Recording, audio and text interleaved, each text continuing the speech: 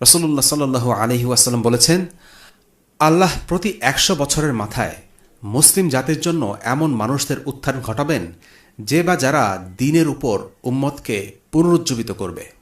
সুনানে আবু দাউদ।